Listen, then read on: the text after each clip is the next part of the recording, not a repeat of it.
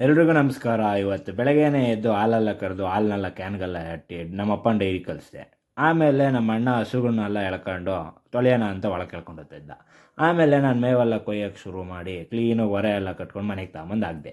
ಕ್ಲೀನಾಗಿ ರೆಡಿಯಾಗಿ ಕಾಲೇಜ್ ಕಡೆ ಹೊರಟೆಗಳು ನೋಡಿ ಎಷ್ಟು ಚೆನ್ನಾಗಿದ್ದೀನಲ್ಲ ನಾನು. ಅಲ್ಲಿಂದ ಕಾಲೇಜ್ಗಂತ ಹೊರಟೆ. ಕಾಲೇಜ್ಗೆ ಹೋಗೋ ದಾರಿಯಲ್ಲಿ ಸ್ವಲ್ಪ ಕೆಲಸ ಇತ್ತು ಅಂತ ನಾನು ಹೋಗಿದ್ದೆ ನಮ್ಮ ಅಜ್ಜಿ ಮನೆಗೆ. ನೋಡಿ ನಮ್ಮ ಅವನ ಮಗ ಪಾಪ ಎಷ್ಟು ನಾಚಿಕೆ ಬೀಳ್ಕೊತಿದ್ದೆ. ನಾಚಿಕೆ ಬೀಳ್ಬೇಡ್ದಪ್ಪ ಜೀವನ್, ಇಲ್ಲಿ ನೋಡು.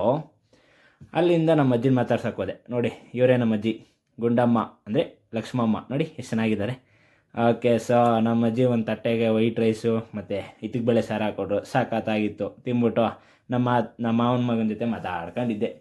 ಕಾಲೇಜ್ ಹತ್ರ ಓದ್ತಾ ಇದ್ದಂಗೆ ಒಂದು ಪ್ಯಾಕೆಟ್ ಜಿಮ್ ಜಾಮ್ ಎಲ್ಲ ತೊಗೊಂಡು ನಾವು ಹೊರಟಿದ್ದೆ ಪಾರ್ಕಲ್ಲಿ ನಾನು ನಮ್ಮ ಫ್ರೆಂಡ್ಸ್ ಎಲ್ಲ ಮಾತಾಡ್ಕೊಂಡು ಅಳತೆ ಹೊಡ್ಕೊಂಡು ಒಂದು ಸ್ವಲ್ಪ ರಿವಿಷನ್ ಎಲ್ಲ ಮಾಡಿಕೊಂಡು ಚೆನ್ನಾಗಿತ್ತು ಗುರು. ಏನೇ ಹೇಳಿ ಗುರು, ಫ್ರೆಂಡ್ಸ್ ಜೊತೆ ಇದ್ದಾಗ ಟೈಮ್ ವೇಸ್ಟೇ ಆಗೋಲ್ಲ. ಆಮೇಲೆ ಎಲ್ಲ ಟೀ ಕುಡಿಯೋಣ ಅಂತ ಹೊರಟ್ರಿ. ಒಂದು ಒಳ್ಳೆ ಟೀ ಕುಡಿದ್ಬಿಟ್ಟು ಎಕ್ಸಾಮ್ ಬರೆಯೋಣ ಅಂತ ಕಾಲೇಜ್ ಕಡೆ ಹೊರಟ್ರಿ ಗುರು. ಎಕ್ಸಾಮ್ ಎಲ್ಲ ಮುಗಿಸ್ಕೊಂಡು ಸೀದಾ ಮನೆ ಕಡೆ ಬಂದೆ.